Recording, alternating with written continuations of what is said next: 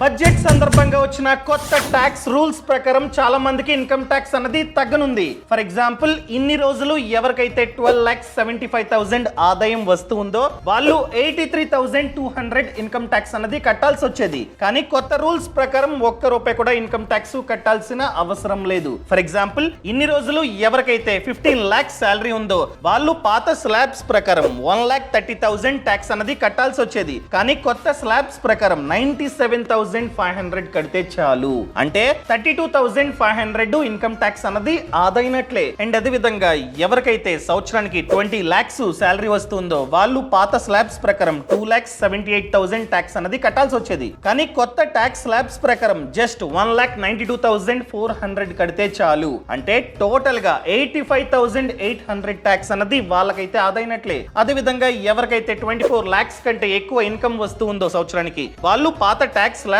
ప్రకారం 4,26,400 ట్యాక్స్ అనేది కట్టాల్సి వచ్చేది. కానీ కొత్త స్లాబ్స్ ప్రకారం 3,12,000 కడితే చాలు. అంటే 1,14,400 ట్యాక్స్ అన్నది వాళ్ళకైతే ఆదా అవుతుంది. అర్థమైందా అండి? సో ఈ సమాచారాన్ని ఎవరైతే జాబ్ చేస్తూ ఉంటారో వాళ్ళందరికీ షేర్ చేయండి. అండ్ బడ్జెట్ ఎలా ఉందో మీ ఒపీనియన్ ని కింద కామెంట్ లో తెలపండి.